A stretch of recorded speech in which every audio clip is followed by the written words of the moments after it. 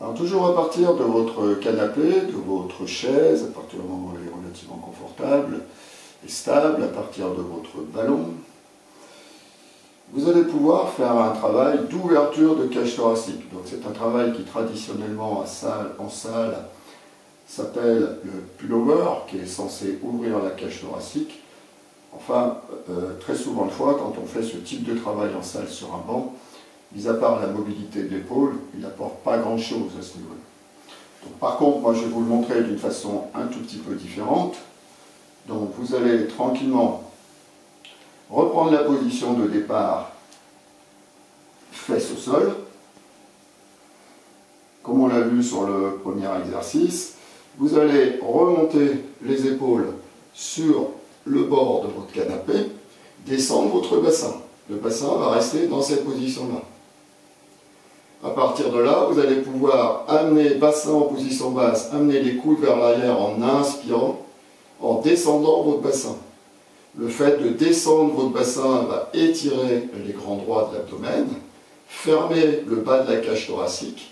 Et si vous faites une inspiration forcée à partir de cette position-là, eh bien vous allez travailler l'ouverture de la cage thoracique au niveau du grille costal moyen et au niveau des intercostaux, les petits muscles qui sont entre les côtes. Donc ça va être un travail extrêmement intéressant. Alors ne le faites pas si vous êtes sujet à la spasmophilie ou à l'asthme, hein, ou si vous avez un problème de dos. Évitez ce type de travail ou un problème cardiaque important, vous ne le faites pas. Donc vous allez simplement inspirer en amenant les coudes vers l'arrière. Ne les ouvrez pas s'il y a une petite fragilité au niveau de l'épaule. Gardez les coudes serrés si c'est le cas.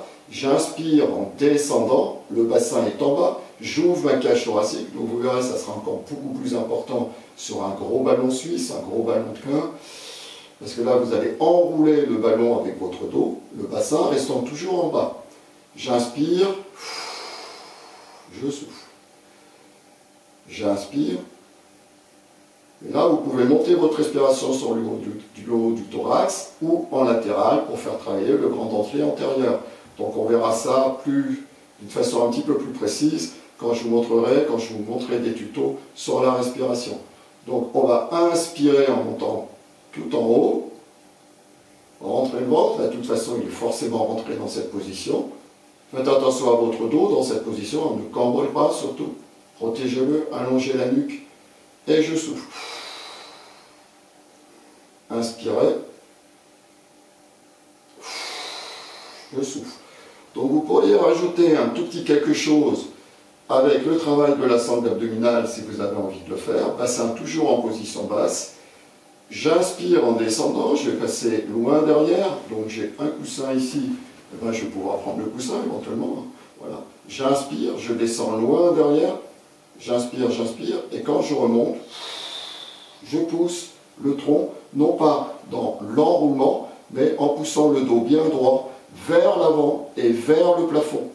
Vers l'avant et vers le plafond, comme si je cherchais à amener le coussin vers le plafond et vers l'avant, indépendamment du coussin, les mains, hein, commencez par ça, voilà.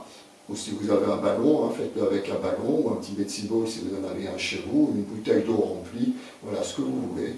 J'inspire, le bassin restant bien en bas. Je souffle et je pousse légèrement dans l'autograndissement, sans enrouler. Je pousse et en rentrant le ventre, en contractant le ventre, et je pousse vers l'avant et vers le plafond, comme si je voulais amener ma tête, mes mains, devant moi et le plus loin possible vers le plafond. Et non pas dans l'enroulement, hein, c'est pas un crunch. Hein. J'inspire, le bassin reste en bas, je souffle, je pousse, et je maintiens la position. Je relâche, j'inspire, je souffle. Bien entendu, vous pourriez faire la même chose en appui unipodal. J'inspire, je souffle. Travail proprioceptif au niveau de mon appui, travail de gainage dynamique au niveau de mon appui unipodal.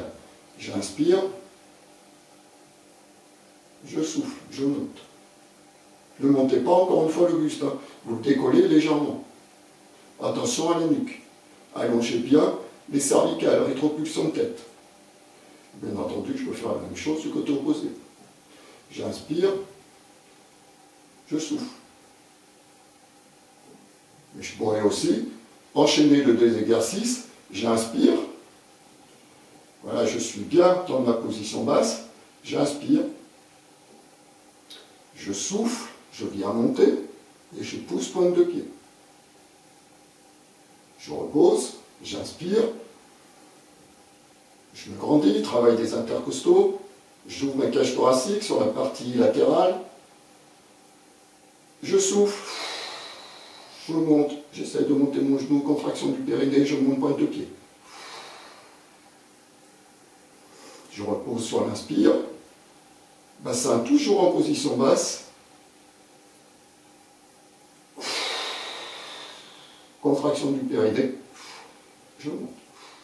Et là, vous avez un travail qui peut être très intéressant si vous le faites correctement, bien entendu, c'est toujours la même chose. Hein. Soyez placé quand vous travaillez sur des sensations et des sensations d'équilibre et des sensations de placement. Ce que cet exercice apporte en plus, c'est un travail proprioceptif, hein, un travail de gainage dynamique au niveau de votre appui, et ça c'est très très intéressant. On le reverra avec des élastiques.